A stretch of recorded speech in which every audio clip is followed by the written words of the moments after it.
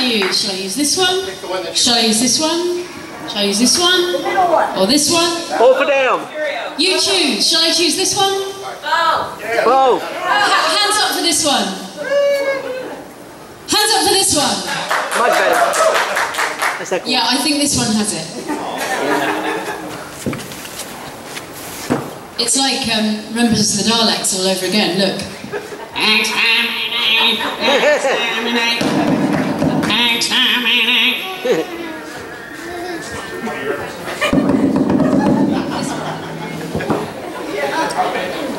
Sorry, I don't know what they put in my coffee this morning. Anyway, hello.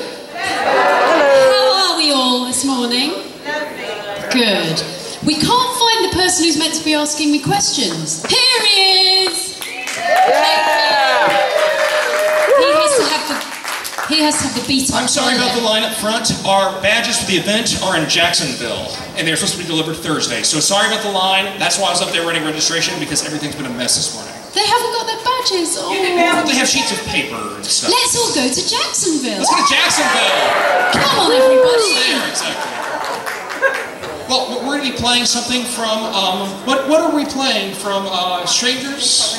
Oh, yes. Well, shall I tell them about Strangeness in Space? Tell us all about it. And do you know who this is, by the way? Sophie! And she was on this little show. It's an indie show called Doctor Who. You may have heard of it. It's catching on. And she has, what is this that you have here? Okay, so the latest project that I'm involved with is, it's an audio comedy sci-fi adventure. And it's called Strangeness in Space. Has anyone heard of Strangeness in Space? Cool, yay! Does anybody have a phone that can download a podcast? Does anybody have a phone with you today? Yes! Okay, take out your phone and does anybody have an Apple phone? Yep. Okay, open up the podcast app and download it right now. It's called Strangeness in Space. Or you could go onto Safari, or whatever. Or what's the thing on an Android that you go on for? Google. Google. Yeah. Google for Strangeness in Space, and you can download it right now. We should have a mass download, shouldn't we? Yeah, we should. So let's all take a moment, and if you know how to download a podcast, or consult a friend, call a friend, something like that, download the podcast right now as we get that audio ready. And tell us a little bit about the audio. Yeah, sure. So this was an idea that came about because a very good friend of mine called Claire Eden, who I was at university with, she was involved with another series of podcasts called The Minister of Chance, which is another thing you should download, with Sylvester McCoy and Paul McGann and Julian Wadham, and that's a really cool series of podcasts as well. So she'd been executive producing that, and we were doing like an appearance thing at the Brit Sci-Fi, it's called, which is at the Space Centre in Leicester, England, which is our version of NASA, which is basically a bit like a sort of amusement arcade compared with NASA, but never mind. And they've got a rocket there, and my lovely friend Simon was there, and he and I were messing about on stage, and Claire looked at us and thought, you know, we really should work together.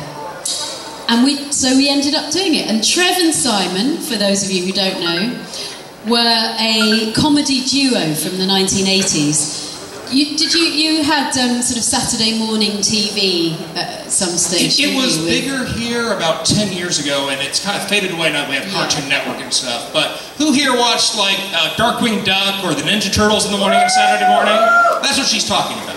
With the kind of links in between. Yeah. And Trev and Simon used to do kind of crazy stuff. They played mad characters. They had this kind of late 60s singing corner where they used to swing their pants, and they had a funny little dance where they... like this. And everyone of a certain age in England knows Trev and Simon. So it was really great to get together with them and do something. And they wrote a script for me and them called Strangeness in Space. And we crowdfunded the first 2 episodes, which are out. What is that? Okay, crowdfunding. It's like a Kickstarter. Oh. Yeah. So we hit our target within 2 weeks. It was amazing. And so we were just originally going to do 1 episode, and then we thought, hey, we've hit our target. Let's carry on and do 2 episodes. So the 2 episodes you can now download. And it's kind of crazy humour, puns, really silly stuff. If you like silly comedy, you'll love it. If they're fans of Doctor Who, will they? Well, yeah, that's true. That they sounds will. good. And I play this character called Sophie. Don't know where they got that. How did you come up with that name? I don't know. It's amazing. And yeah, and Strange. we get blasted into space in this space rocket by mistake. And when you come to us in episode 1, we are circling, orbiting a planet called Mirth, which is a bit like Earth, but it's funnier. And then we go down to, we meet these strange alien creatures, and in the first episode there's a shoe storm. And have we got that set up yet? Yeah, okay, great. So this is the song for Shoe Storm. You just have to listen to the words. It's really rubbish jokes and puns and stuff. But yeah, Shoe Storm.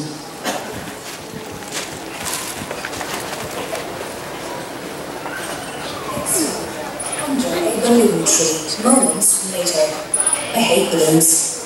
The first balloons are made from pig bladders. Gross.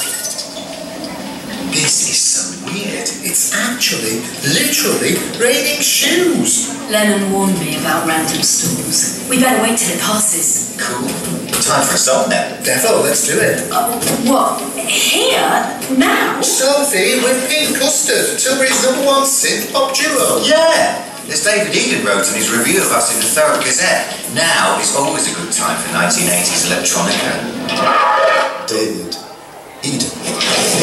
Yeah, of course it is. Split on, Moxon, lace up, rogue. Shoe song, it's coming today. Shoe song, and it's coming your way. You fancy a war, but take care if you go for it isn't safe, you might get hit by a loafer. Shoe song, it's coming today. Shoe song, and it's coming your way. Shoe song. Well, if it's like a scandal, something's afoot. It's so mid-soul, I'm so healed. It's so mid-soul, I'm so healed. It's so mid-soul, I'm so healed. It's so mid-soul, I'm so healed. Winkle digger, creeper, blue soul, wet, shoe storm. Shoe storm. Shoe storm. Shoe storm. So there we have it. That's the Shoe Storm song. That's fantastic. And yeah, so that's what I've been up to for the last few months, as well as doing lots of voiceover work for cartoons and stuff. And yeah, so there you go. Well, that's quite lovely. Well, thank you everyone for listening to that. That's Tyler Fest. You can go home now. Just kidding. Well, who has a question for Sophie? Who has a question for the ultimate companion from Doctor Who ever? Who has a question for her? What it's like to travel on the TARDIS? Thank you. Okay. I've got an ace over there. Look. Coming up here, Ace. Coming up here. And DJ, do we have a wireless mic for the audience, maybe? I want to sit down. I'm going to sit down. Let's go sit on these chairs behind us. And why don't you trade and take over from Remington up front and send me Remington? Whoa. Uh-oh. It's like being on a throne. That's great. Your Majesty. This is an amazing place, isn't it? Yay. Come on then, Ace. What are you going to ask me? Oh, they're waiting for a mic. Here it comes. Mikey. Which Mikey? It's comfy, I have to say. I read on the internet, so it must be true, that you were supposed to be in this last season of the Sarah Jane Adventures before she sadly died, and I was wondering if you knew anything about what the storyline was going to be. Yeah, thanks for that question. Yeah, and it is true, so the internet was correct. Wow. Yeah, what happened was, I was being interviewed for a big interview for Doctor Who magazine. I hadn't done one for several years. And it was with Benjamin Cook, who's done a load of stuff with Russell T Davies. He wrote a wonderful book called The Writer's Tale. I don't know whether you've seen that, about the process that Russell T Davies went through to write the scripts and what have you. A series of emails, basically, between the two of them. So I met up with Benjamin and took me out for a very nice meal at a lovely restaurant in London. And as we sat down to order, he said, "Oh, by the way, Russell T Davies sends his love." And I've never met Russell yet, hoping to one day. And met Russell T Davies? No, I've never Have you met him. Moffat yet? No, yes, I have, several times. And he said that Benjamin had emailed Russell the previous night and said, "Guess what, I'm interviewing Sophie Aldred in the morning." And so Russell said, "Please say hi from me, thank her so much, because she's always been really supportive of the new show." And I said, "Oh, that's nice." And he said, "Did you know that he had plans for you for the Sarah Jane Adventures?" I was like, "No." And apparently he'd said, because it was always like a ratings grabber when somebody from the classic series was in the Sarah Jane Adventures, like when Joe Grant was in it, that I was next on the list. And he'd even got this kind of outline of the initial scene. So the idea was that a sports car would be driving up to the front door of Sarah Jane's house. And you wouldn't see anything except this door would open and you'd see a pair of high heels and sort of a business suit. And from the back view, you'd get this suited woman clicking up to the front door of Sarah Jane. Then from Sarah Jane's point of view, she'd open the door and there would be Ace, me, as I am now, wearing this kind of posh business suit. And he said, "But don't worry, because it wouldn't be long before she was wearing her Doc Martens again and beating up a Dalek with a baseball bat." So sadly, it was not to be. And I think what is really sad is that I would love to have had the opportunity of working with Liz, because Liz and I knew each other very well from the convention circuit, you know, like we all do. We go around, we do these things. We're kind of like a family. So I'd known Liz. In fact, we'd first met each other at and I think it was a Doctor Who magazine party actually. And I saw her across a crowded party room, and she spotted me, and I thought to myself, "Oh, it's Sarah Jane," you know, my companion who I used to watch when I was a kid. And she looked at me as though she recognised me. So we pushed through people. We met at the middle of the room. She threw her arms around me and she said, "Oh, Sophie, I'm so pleased to meet you. I think you're doing such a fabulous job with Ace." And I was just really overwhelmed because, you know, A, she was still watching the show, and B, she was praising me. And I said, "But I think you're amazing. You were my Doctor Who companion." And so there began a sort of mutual admiration society. And we'd meet each other at conventions. And Liz was the kind of, she was the mummy of us companions in a way. So if there were ever any questions about fees or, you know, working out like whether we should sign certain things, whether things were legitimate merchandise or not, Liz was the person that you went to. So I used to ring her up quite a lot and say, "Liz, you know these cards, you know, should I be signing these?" And she, "Oh yes, darling, you should definitely sign those. No, you should be doing this, doing that." She was just really great at kind of looking after us all. It was really great. So yeah, I mean that was just so sad that that was not to be. Well, we have another question. Remington, can you bring the mic right over that gentleman? Thank you so much. Raise your hand high and Remington will come to you. We have a very good friend of mine, Remington, helping out in the room today. Thank you, Remington. Great name, by the way. She actually just got back from tour, so we're lucky to have her, actually. Yes, I'd like to know why you weren't in the Fox 96 film with Paul McGann and Sylvester McCoy? That's a good question. What happened there? Well, what happened was that Philip Seagull, who was the producer, executive producer, something like that, he kind of really did his homework on Doctor Who, and he had stacks of videotapes in those days who were all delivered to his office in LA, and he watched the lot. You know, he was amazing the way he did that. And they were kind of torn, apparently. I mean, I never thought that I would get a look in anyway, because I thought it's a new Doctor, la la la la. And he was torn because he wanted to kind of continue the canon, but he didn't want to introduce too many characters which would then be really difficult to explain to a new audience. And so that's why I wasn't. But apparently for a long time he was considering having Ace there as well. But then it was like, well, what would you do with Ace? You know, how would she like not be in the story for all of it? You know, how would they introduce a new Doctor and a new companion? So they decided not to. And actually, funnily enough, Sylvester now says that he doesn't think he should have been in it. He's really glad he was, because he loved that TARDIS set and he loved his costume, which I thought was just right for him, actually. It would have been a lovely costume for him to have had, you know, all the way through our era. Not that he, I mean, the thing he didn't like, funnily enough, about, oh, here we go, you know this, don't you? He never liked the question mark pullover. He thought that it was kind of too obvious. It was kind of not subtle enough.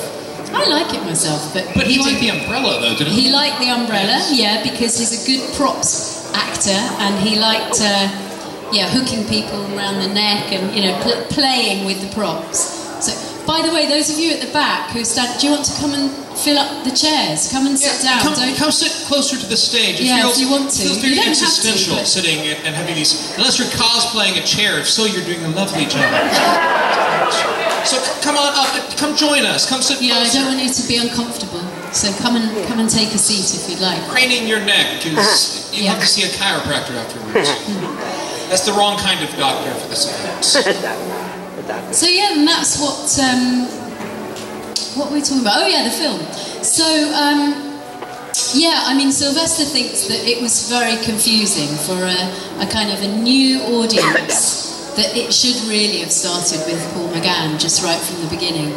But he's very glad that he had the opportunity to do that. And I loved the scenes at the beginning with him in the TARDIS, you know, with his cup of tea, and I thought that was beautiful. But of course, for a brand new, can you imagine if you were watching Doctor Who for the first time and you have this little man in his kind of funny time machine thing, and you know, oh yeah, you know, and then suddenly he gets killed and turns into somebody else, and then what? So it kind of, I think that the film fell between two stools, and that unfortunately that's why it didn't kind of really catch on.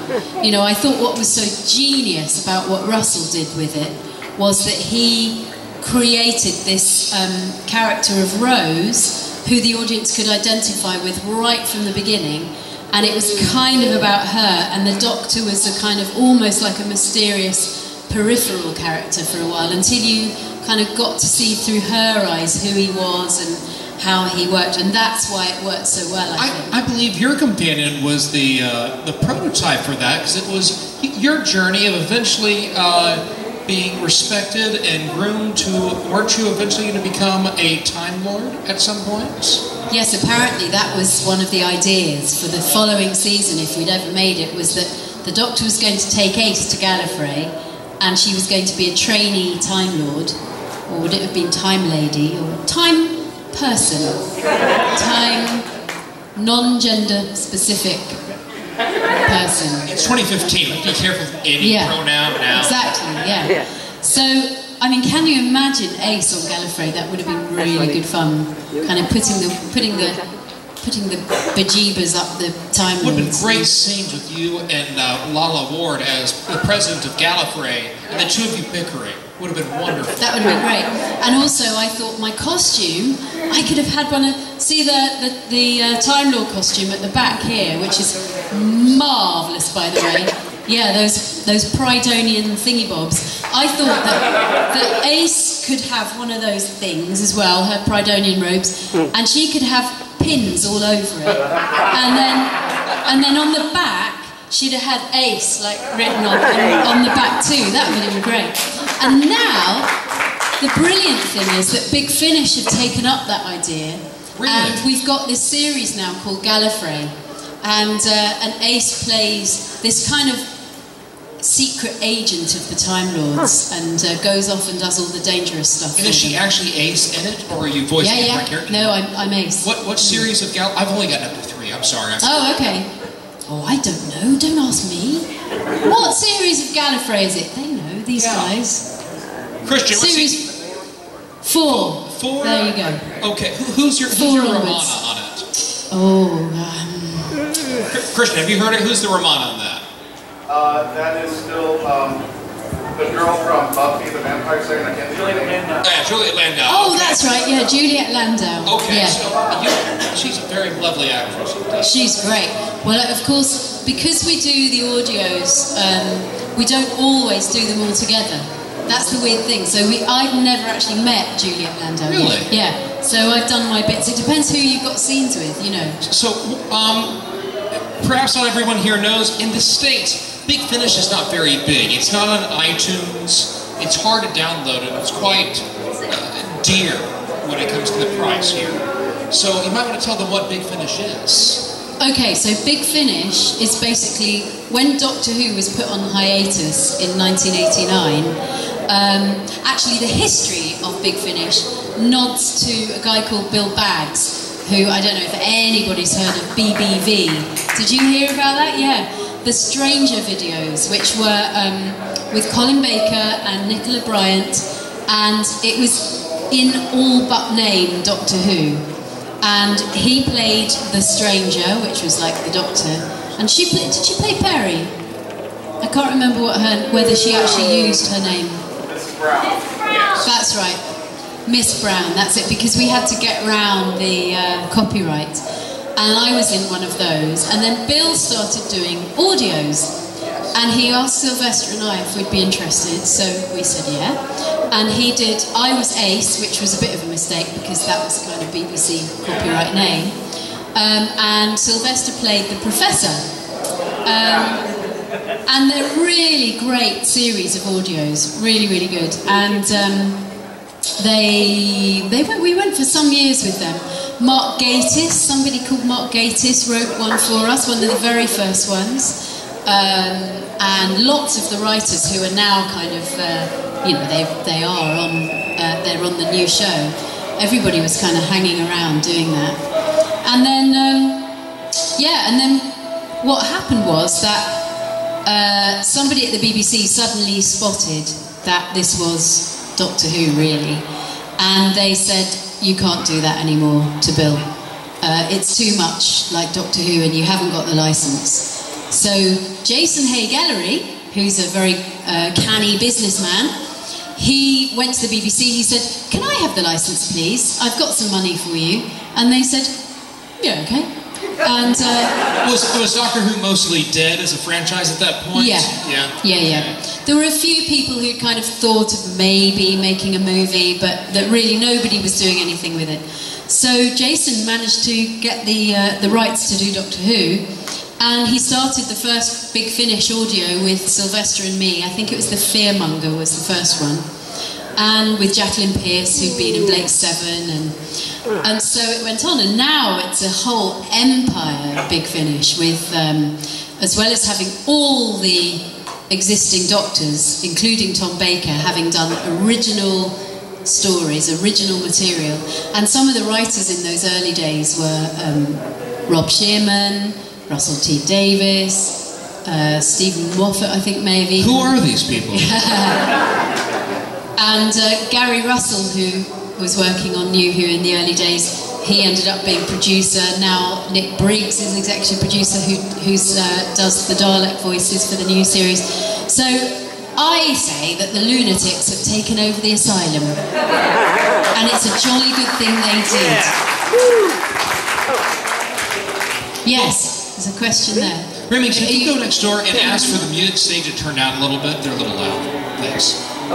Yeah, so if you can, check out Big Finish, and they've got a range, I mean a massive range, not only Doctor Who, but they do their own version of Sherlock Holmes, They do Torchwood now. They're doing the John Hurt War Doctor. They're doing a series with him. I mean, you know, loads of fantastic Doctor Who stuff. I mean, just check out their website. It's brilliant, but not as good as Strangeness in Space. Well, who here has a question like, what does it take to be a companion? What does it take to be a companion? Don't you want to know how to be a companion? Yeah? What's your name? Hi, Rachel. Come on up, Rachel.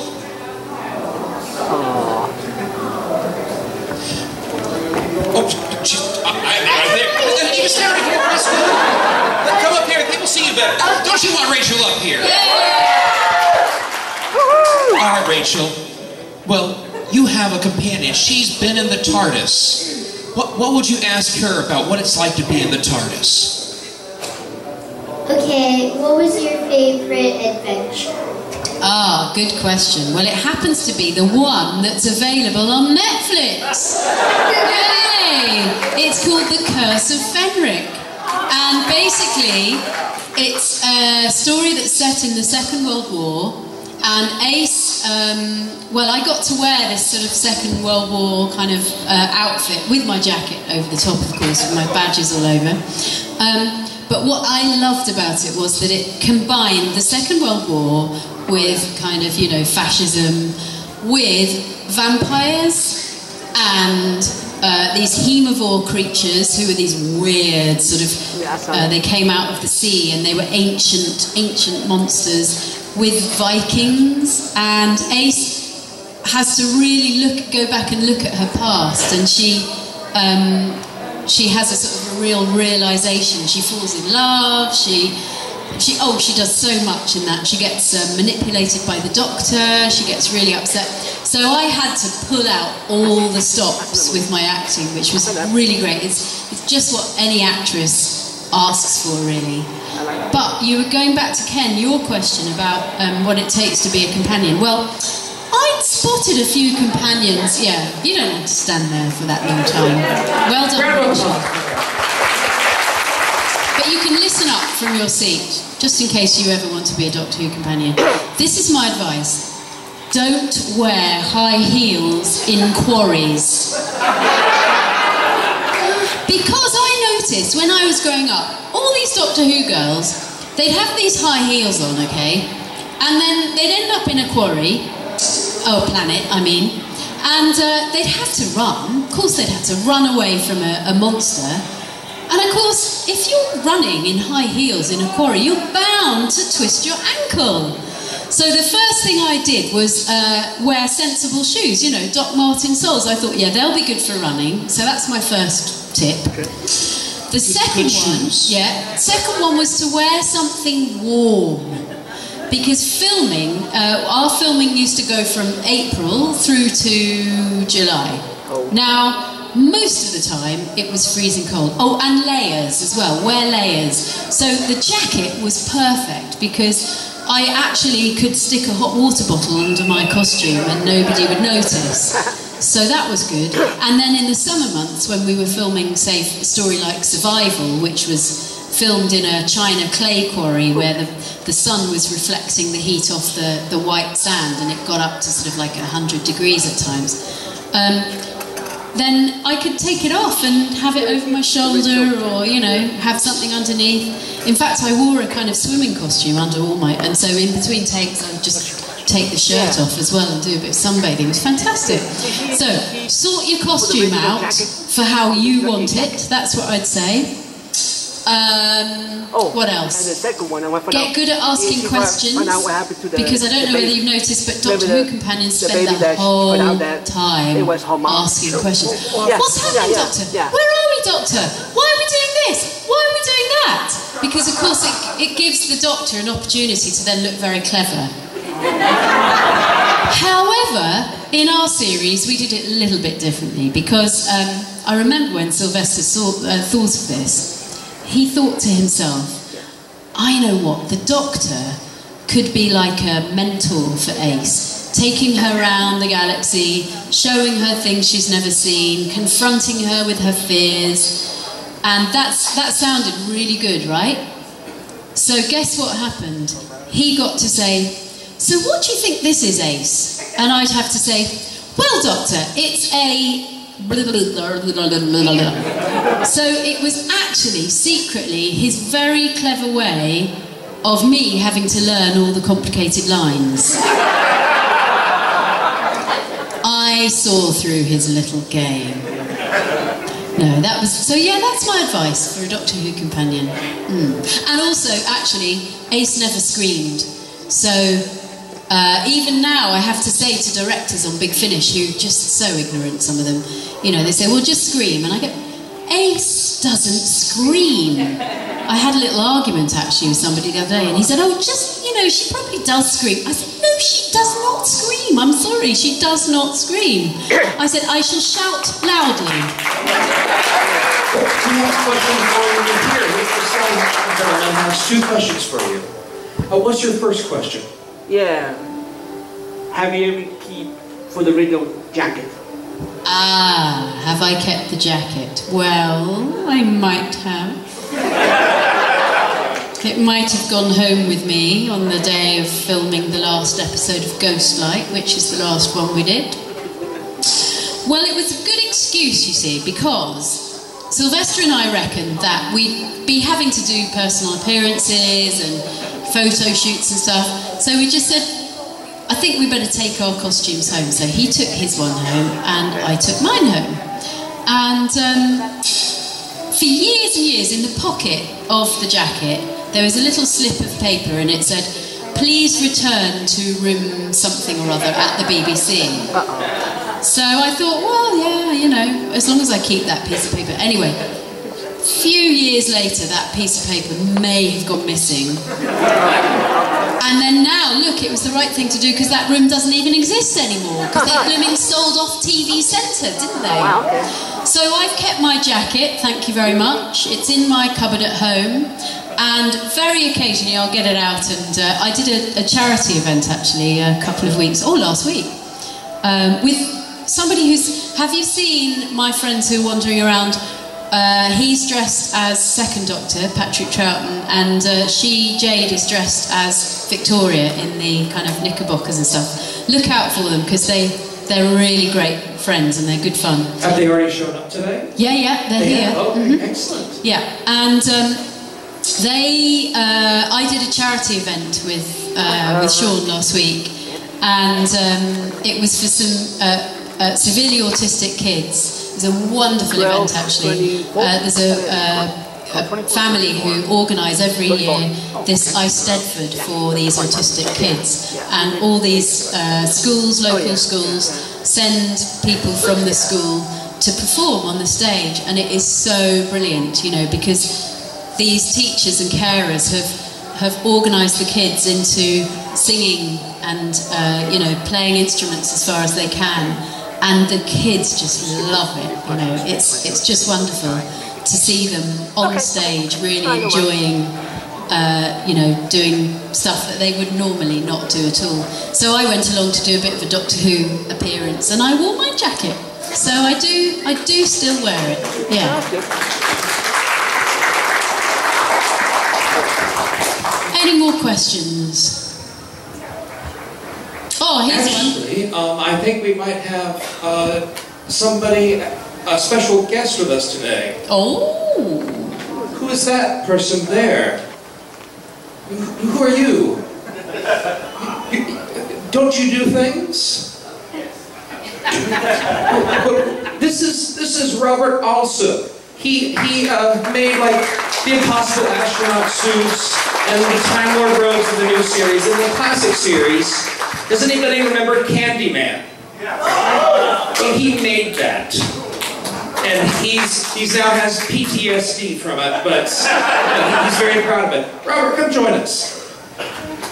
Yay!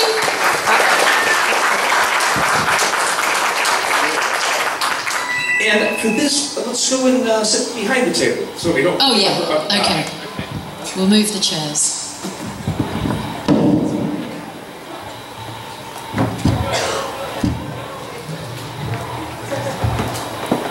Interesting rumbling sound.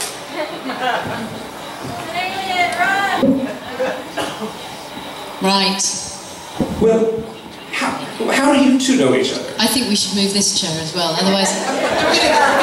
Hello! Yeah. Hello, yes. I wanted to ask you a question as you were talking about costume. I wanted to know how much input you had on the costumes that Ace wore. Whether you had a lot of discussion with Ken True or with JNT, and how many of the ideas of Ace's costume came from you. Yeah, thank you. Oh, I can use that one. I can use both.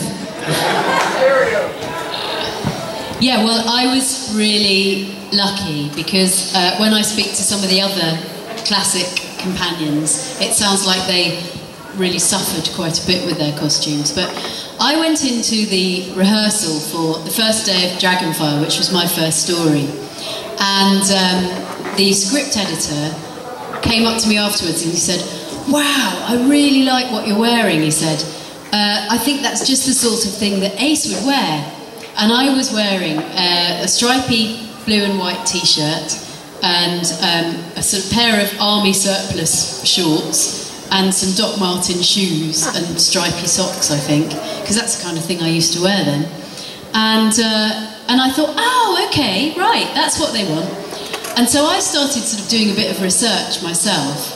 And, oh yeah, this is a great story. I remembered that when I'd been doing a production of Fiddler on the Roof in Manchester, when I got the job, I'd been to a club one night and there was this trendy guy there at the bar and he was wearing one of those military jackets with 2 Blue Peter badges on. Yeah. And I said to my friend who I was with, I wonder where he got his Blue Peter badges. Because I've always been a huge fan of this programme, which is a very classic... It's a kind of British institution in children's television, really, isn't it? Yeah, Doctor Who and Blue Peter. Yeah. And my friend said, well, go up and ask him. So I went up and I said to him, excuse me, I really like your Blue Peter badges. Where did you get them? And he said, oh, I work on the show. And I was like, oh, wow. So when the idea for costumes came, I remembered these Blue Peter badges. I remembered that jacket. And I looked in, there was a very trendy magazine. Do you remember The Face? Yes, I do, yeah. Yeah. Well, there were pictures of The Face, these girls in clubs in The Face magazine, and they were wearing wrong way round baseball caps, which was quite avant-garde in those days. Innovation in those days for us, yeah. And those Beastie Boys VW, things, on chains, which we thought I'd better not, because it might be kind of condoning that terrible behaviour.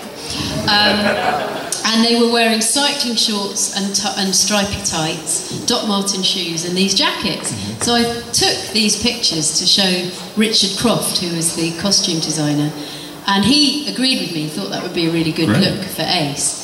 So we went out and we bought the jacket and we bought some patches and things, and then I put a lot of my own on, including my own Blue Peter badges.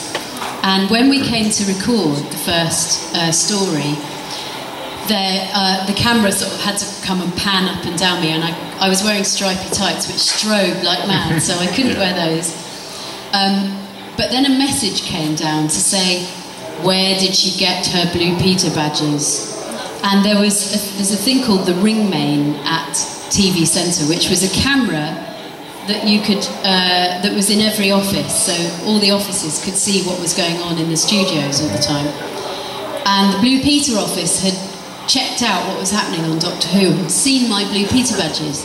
And you are not allowed to have a Blue Peter badge unless they're your own badge. So I said, yeah, they are my own badge, and they had to go through a kind of card index to find, I said it was probably about 1976 or so I got these badges for a programme idea I sent in and for a couple of letters I'd written, and they'd sent me Blue Peter badges.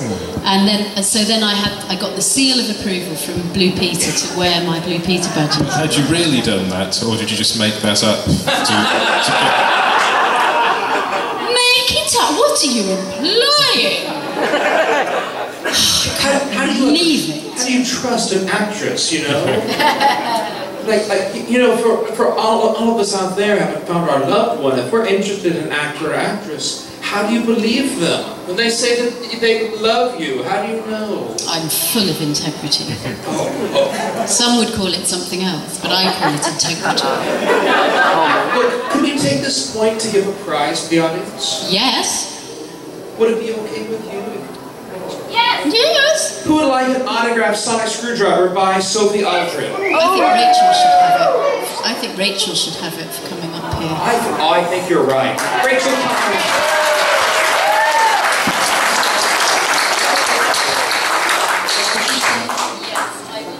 would you like the costume man that Dr. Moore decided to?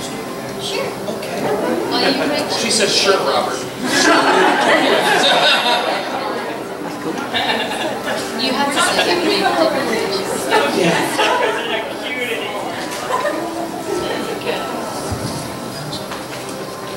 Oh, Mom. Well, you do some voice work, don't you? Who, Rachel? Oh, yes, Rachel, you do some voice work, don't you? I love all the things that you do in Aqua Teen Hunger Force. It's amazing. You can have a seat, love. Thank you so much. Enjoy your Sonic. And I know you want to take it out and play with it, but that one you might want to keep in the package. And maybe if you take it to school, maybe gloat a little bit. I would. You do some voice acting, don't you? I do some voice acting. What is voice acting? I'm completely oblivious of all words. Okay, so let's see. I've always loved doing silly voices and accents and so on. And it's just amazing that I've managed to make quite a good career out of doing it. So, Career. So I had, when I had my children, I thought, I want to be a mummy now. I don't want to go off and, you know, film away from home and have to leave the babies and, you know. So luckily I'd got into doing voice work. So I've done all sorts of different things. Dennis the Menace, British Dennis the Menace, which is a bit different to your one. How are you more menacing than our Dennis? Or much more, yeah. Well, and he has quite ominous. He has a dog called Nasher with a G, and he says, "Come on, Nasher, let's go!" And he gets up to all sorts of terrible mischief. And there's a show that's popular here that you do a voice for too, isn't there? There's one that Tree Tom, but I don't do. You don't get me. You get somebody called David Tennant. He plays Twigs, my sidekick. Thank you very much. But you don't get me because my Tree Tom goes, "Tree go! Come on, everybody, stand up in the air and wave your arms around. And it's extreme peril most of the time." That's what Tree Tom sounds like. And what's this show where things are built? Is it Home Improvement with Tim Allen? Yes, we can. Well, I also did, weirdly, I did the voice of Muck, the orange digger, from Bob the Builder. But I didn't do it in the UK, I did it for the American version. And that's a real one. I can't even remember the voice I did for that. I knew it hurt. I know it hurt.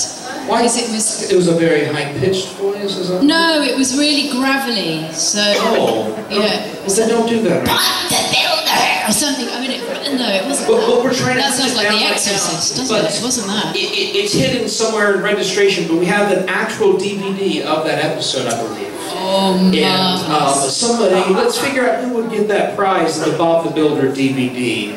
Let's see, we need a really good, how about a trivia question about Ace? Okay, let's have a trivia question. Let's have a trivia question. Do you remember how you defeated Candyman? Oh yeah, yes I do. Oh, okay, so who remembers how Candyman was defeated? You do. How was Candyman defeated? If I remember right, he was thrown into sewers. I think that's an even better answer than I was going to give. I remember brandishing a red hot poker at him, and we tried to push him into the oven. Yeah. But yeah, he did go. He went down the sewers, and then we ran out of time to film the bit. I think. Yeah, he's been pushed down a big pipe, wasn't he? And I think at one point they were thinking of pushing the actor down in the costume, and I said I really didn't think that was going to be a very good idea. So they didn't do that in the end. Well, this panel was supposed to end now, but who would like about another 10 minutes? We're going to give him his prize. He got it right. What's your name, sir? Ben. Ben is from one of my favorite groups. Come on up here, Ben. Come on down. I want you to tell us all about your special organization. He is from a group, I believe they're tied with another for being the longest running Doctor Who fan club in the States. Wow, amazing. Called the Guardians of Gallifrey. I remember the Guardians. They're from the Guardians. Introduce yourself. Hi, I'm Ben. I'm from the Guardians of Gallifrey. Can we sign up for the Guardians here? Yes, we have people here today. You can sign up. We meet in the Orlando area. And we've been going for 29 years. It will be 30 years next year. Wow. Did I come and see you when I did my little tour of... and I remember somebody took me to Disney, which was very nice. Yes, I wasn't in the club at that time, but yes, that would be back in, I'm not sure. Yeah, when was it? What year was it? It must have been about 91, 2, 3? 95, yeah. 95? I'd just written the Ace book, I remember, and I remember coming into Orlando and it was hurricane season and I was the last plane in on a... So how was Candyman defeated? When he went into the sewer, they flooded it with the candy syrup and it melted him, if I recall correctly. You are correct! Sounds right. Do you get autographed Is that a weird prize? How I found that is I went onto Amazon and I typed in your name and like, hey, don't use that. That's cheap. I'll buy that. That was only $10. Like, your action figures on there are going for like $60 now. Well, I'm glad I'm pricey in some areas. Well, they're not making any new ones. No, well, they've done a Remembrance one, and they've done a Silver Nemesis one. Yeah, but they're not in print right now. You have to buy, like, the fetish commodity, and you have to, like, find someone who knew somebody who bought one. I haven't even got a Silver Nemesis one. Yeah. So, let's see. Let's give away a few more prizes. Who would like another prize? Who would like to have this Dalek mug signed by both of them? Wow. Would you like the actual mug or the box signed or this phone? One person go like, I gotta have the phone. It's quite cute, the mug, isn't it? Oh, we need to have another question then. We do. Okay. Something about costumes, maybe? Costumes, yes. Yeah, who was the costume designer for most of the episodes that Sophie starred in? And you've already mentioned his name. Several times, yes. It's going to be Arthur who knows this again, isn't And it may be, the first name may be somebody who's sitting up here. Possibly. No. The other one. Ken, Mr. Ken. I did it. And the surname... Yeah. And the surname is the opposite of false. Oh. True. She has it. True. Come on up, love. You can come right up here to the stairs. And her name is Lori. I know that because it says it upon her lapel. That and I'm good with names. I just really am. I really like this quiz show. You do? Yeah. Time Lord Fest, we give a lot of prizes away. So, you want to give away a few more prizes? Okay, cool. I really do.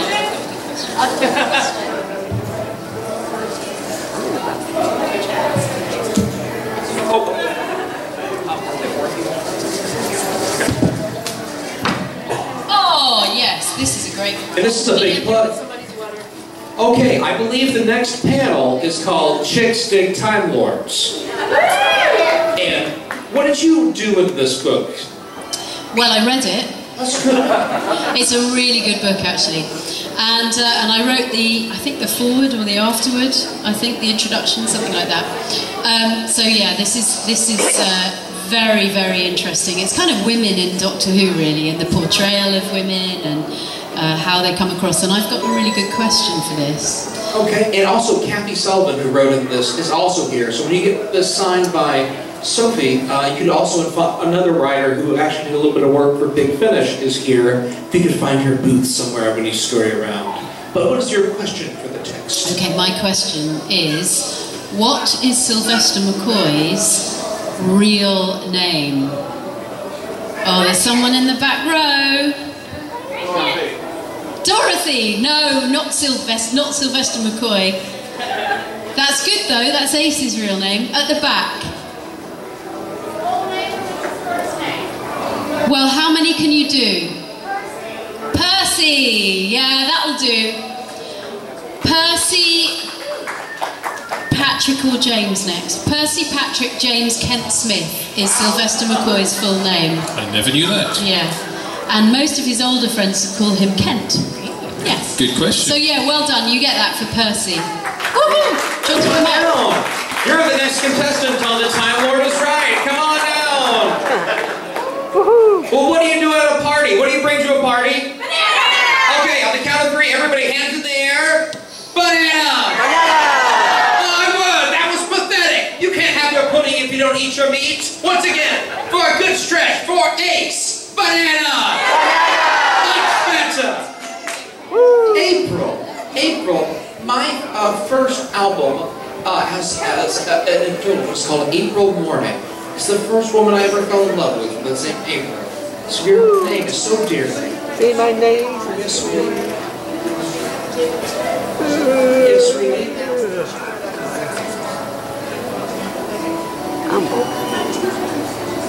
But now I don't. I'm sorry. I'm less sexy now.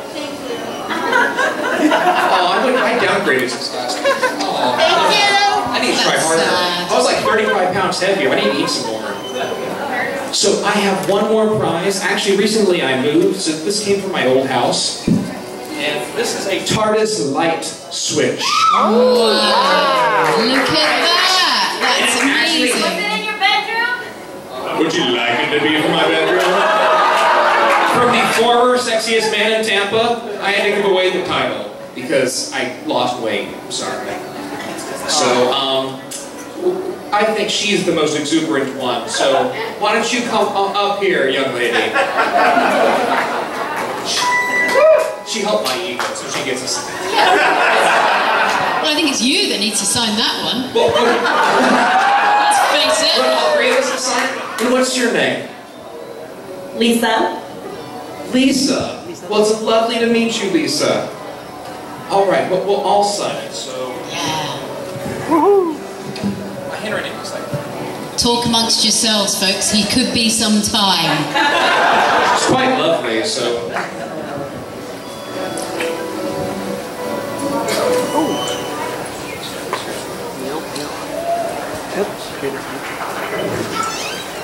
Thank you.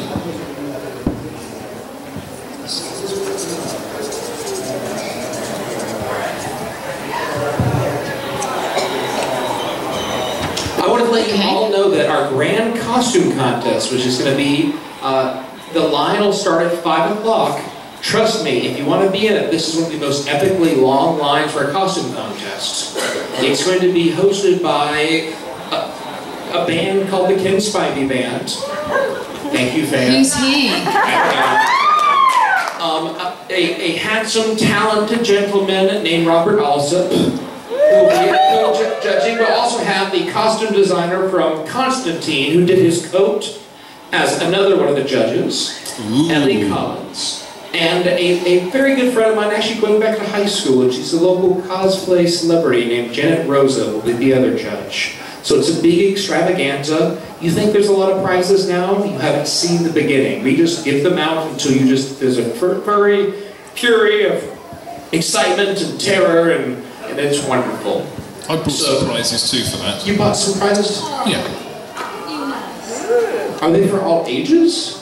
Oh, yeah. Oh, that's good. What do you mean? I know Robert, so I wasn't sure if there were little miniatures of scotch or something.